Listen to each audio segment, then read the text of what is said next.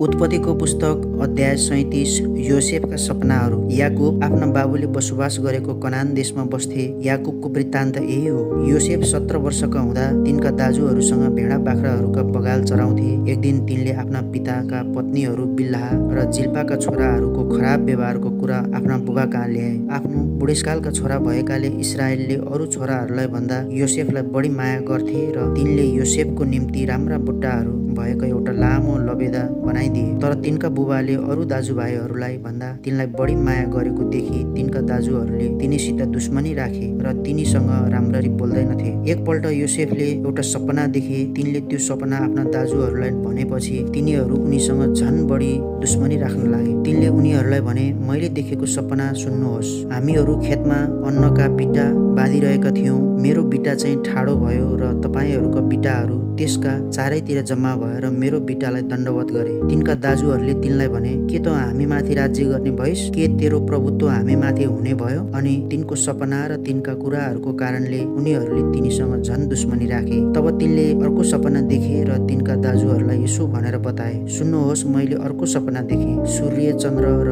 11वटा ताराले मलाई दण्डवत गरिरहेका थिए। जब तिनले आफ्ना बुबा र दाजुहरूलाई यो सपना बताए तब तिनका बुबाले तिनलाई हप्काएर भने, तैँले देखेको यो सपना के हो? के साँच्चै नै म र तेरी आमा र तेरा दाजुहरू आएर भुइँसम्मै झुकेर तँलाई ढोग्नु पर्ने? तब तिनका दाजुहरूले तिनलाई डाहा गर्न लागे, तर तिनका बाबुले चाहिँ यो कुरा मनैमा राखे। योसेफलाई तिनका दाजुहरूले बेचेर मिस्रमा पठाएका। एकपल्ट तिनका दाजुहरू आफ्ना बुबाका बगालहरू सकेममा चराउन गएका थिए र इस्राएलले योसेफलाई भने, तेरा दाजुहरू सकेममा भेडाहरू चराइरहेका छन्, आइज म तँलाई उनीहरू कहाँ पठाउँछु। योसेफले भने, म तयार छु। इस्राएलले तिनलाई भने, गएर हेर तेरा दाजुहरू र भेडा बाख्राहरू राम्रै छन् कि छैनन्, अनि म कहाँ समाचार लिए। तब इस्राएलले तिनलाई हेब्रोनको बेसीबाट सकेममा पठाए। योसेफ त्यहाँ आइपुगेपछि एकजना मानिसले तिनलाई खेतमा डुलिरहेका भेटायो। त्यस मानिसले तिनलाई सोध्यो, तिमी कसलाई खोज्दैछौ? तिनले भने, म मेरा दाजुहरूलाई खोज्दैछु, दया गरी मलाई भन्नुहोस् उनीहरू बगाल कहाँ चराउँदैछन्? त्यस मानिसले भन्यो, उनीहरू त यहाँबाट गए, किनभने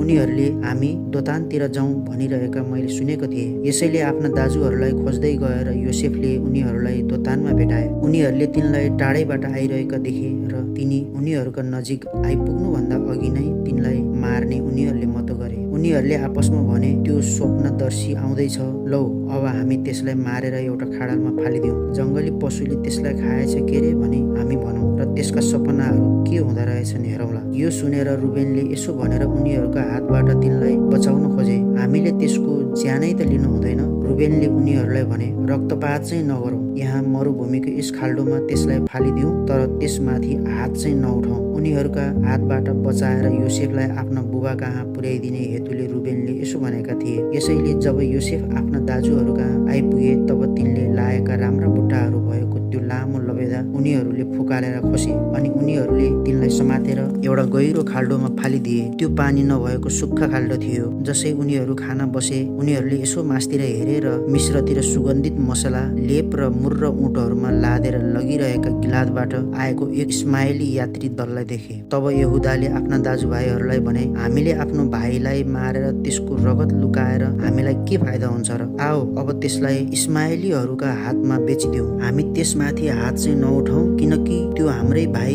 हाम्रै जिउ जस्तै हो। उनका दाजुभाइहरूले उनको कुरा माने। यसकारण जब मिद्यानी व्यापारीहरू त्यही बाटो भएर आए तब योसेफका दाजुहरूले तिनलाई खाल्डोबाट तानी निकालेर ती इस्माएलीहरूका हातमा चाँदीका 20 सिक्कामा बेचिदिए अनि तिनीहरूले योसेफलाई मिस्रमा लगे। जब रुबेन खाल्डोमा फर्के तब योसेफलाई त्यस खाल्डोमा नदेख्दा उनले आफ्ना लुगा च्याते र भाइहरू कहाँ गएर भने, केटो त छैन त, अब म कहाँ जाउँ? तब उनीहरूले एउटा बोका मारेर योसेफको लबेदा त्यस रगतमा चुपे अनि त्यो राम्रा बुट्टाहरू भएको लबेदा उनीहरूले आफ्ना बुबा कहाँ ल्याएर भने, यो हामीले भेट्टायौँ, हेर्नुहोस् त, यो तपाईँको छोराको हो कि होइन? इस्राएलले त्यो लुगा चिनेर भने, यो त मेरो छोराकै लबेदा हो। जङ्गली पशुले त्यसलाई खाएछ क्यारे। निस्सन्देह योसेफलाई धुजा पारे होला। तब याकुबले आफ्ना लुगा च्याते र तिनले आफ्नो कम्मरमा भाङ्रा लगाएर आफ्ना छोराको निम्ति धेरै दिनसम्म शोक गरे। तिनका सबै छोराछोरीहरूले तिनलाई सान्त्वना दिने प्रयत्न गरे, तर तिनलाई शान्ति भएन। तिनले भने,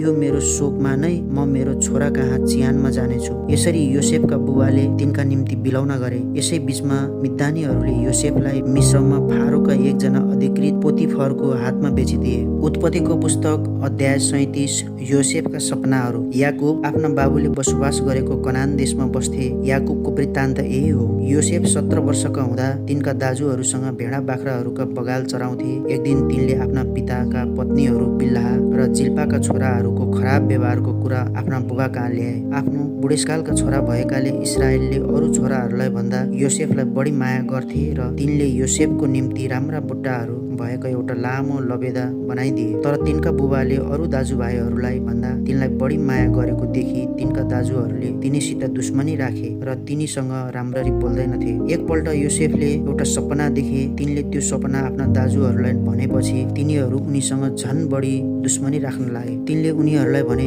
मैले देखेको सपना सुन्नुहोस्। हामीहरू खेतमा अन्नका बिटा बाँधिरहेका थियौँ। मेरो बिटा चाहिँ ठाडो भयो र तपाईँहरूका बिटाहरू त्यसका चारैतिर जम्मा भएर मेरो बिटालाई दण्डवत गरे। तिनका दाजुहरूले तिनलाई भने, के त हामी माथि राज्य गर्ने भइस? के तेरो प्रभुत्व हामी माथि हुने भयो? अनि तिनको सपना र तिनका कुराहरूको कारणले उनीहरूले तिनीसँग झन दुश्मनी राखे। तब तिनले अर्को सपना देखे र तिनका दाजुहरूलाई यसो भनेर बताए, सुन्नुहोस्, मैले अर्को सपना देखे। सूर्य, चन्द्र र 11वटा ताराले मलाई दण्डवत गरिरहेका थिए। जब तिनले आफ्ना बुबा र दाजुहरूलाई यो सपना बताए, तब तिनका बुबाले तिनलाई हप्काएर भने, तैँले देखेको यो सपना के हो? के साँच्चै नै म र तेरी आमा र तेरा दाजुहरू आएर भुइँसम्मै झुकेर तँलाई ढोग्नु पर्ने? तब तिनका दाजुहरूले तिनलाई डाहा गर्न लागे, तर तिनका बाबुले चाहिँ यो कुरा मनैमा राखे। योसेफलाई तिनका दाजुहरूले बेचेर मिस्रमा पठाएका। एकपल्ट तिनका दाजुहरू आफ्ना बुबाका बगालहरू सकेममा चराउन गएका थिए र इस्राएलले योसेफलाई भने, तेरा दाजुहरू सकेममा भेडाहरू चराइरहेका छन्, आइज म तँलाई उनीहरू कहाँ पठाउँछु। योसेफले भने, म तयार छु। इस्राएलले तिनलाई भने, गएर हेर तेरा दाजुहरू र भेडा बाख्राहरू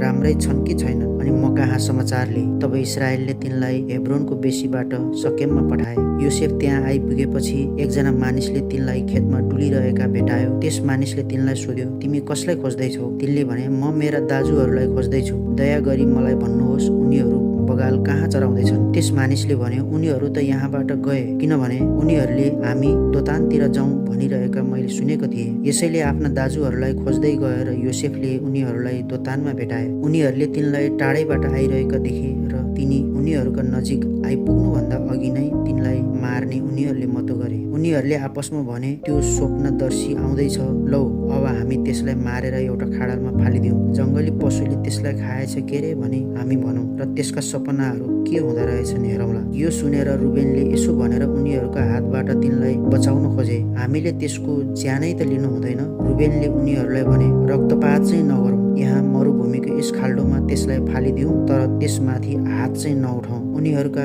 हातबाट बचाएर योसेफलाई आफ्ना बुबा कहाँ पुर्याइदिने हेतुले रुबेनले यसो भनेका थिए। यसैले जब योसेफ आफ्ना दाजुहरू कहाँ आइपुगे, तब तिनले लाएका राम्रा बुट्टाहरू भएको त्यो लामो लबेदा उनीहरूले फुकालेर खोसे, अनि उनीहरूले तिनलाई समातेर एउटा गहिरो खाल्डोमा फालिदिए। त्यो पानी नभएको सुक्खा खाल्डो थियो। जसै उनीहरू खान बसे, उनीहरूले यसो मास्तिर हेरे र मिश्रतिर सुगन्धित मसला, लेप र मुर्र ऊँटहरूमा लादेर लगिरहेका गिलादबाट आएको एक इस्माएली यात्री दललाई देखे। तब यहुदाले आफ्ना दाजुभाइहरूलाई भने, हामीले आफ्नो भाइलाई मारेर त्यसको रगत लुकाएर हामीलाई के फाइदा हुन्छ र? आओ अब त्यसलाई इस्माएलीहरूका हातमा बेचिदिउँ। हामी त्यसमाथि हात चाहिँ नउठाउँ, किनकि त्यो हाम्रै भाइ, हाम्रै जिउ जस्तै हो। उनका दाजुभाइहरूले उनको कुरा माने। यसकारण जब मिद्यानी व्यापारीहरू त्यही बाटो भएर आए, तब योसेफका दाजुहरूले तिनलाई खाल्डोबाट तानी निकालेर ती इस्माएलीहरूका हातमा चाँदीका 20 सिक्कामा बेचिदिए, अनि तिनीहरूले योसेफलाई मिस्रमा लगे। जब रुबेन खाल्डोमा फर्के, तब योसेफलाई त्यस खाल्डोमा नदेख्दा उनले आफ्ना लुगा च्याते र भाइहरू कहाँ गएर भने, केटो त छैन त, अब म कहाँ जाउँ? तब उनीहरूले एउटा बोका मारेर योसेफको लबेदा त्यस रगतमा चुपे, अनि त्यो राम्रा बुट्टाहरू भएको लबेदा उनीहरूले आफ्ना बुबा कहाँ ल्याएर भने, यो हामीले भेट्टायौँ, हेर्नुहोस् त, यो तपाईँको छोराको हो कि होइन। इस्राएलले त्यो लुगा चिनेर भने, यो त मेरो छोराकै लबेदा हो, जङ्गली पशुले त्यसलाई खाएछ क्यारे। निस्सन्देह योसेफलाई धुजा पारे होला। तब याकुबले आफ्ना लुगा च्याते र तिनले आफ्नो कम्मरमा भाङ्रा लगाएर आफ्ना छोराको निम्ति धेरै दिनसम्म शोक गरे। तिनका सबै छोराछोरीहरूले तिनलाई सान्त्वना दिने प्रयत्न गरे, तर तिनलाई शान्ति भएन। तिनले भने, यो मेरो शोकमा नै म मेरो छोरा कहाँ चिहानमा जानेछु। यसरी योसेफका बुबाले तिनका निम्ति बिलौना गरे। यसै बीचमा मिद्यानीहरूले योसेफलाई मिस्रमा फारोका एकजना अधिकृत पोतिफरको हातमा बेचिदिए।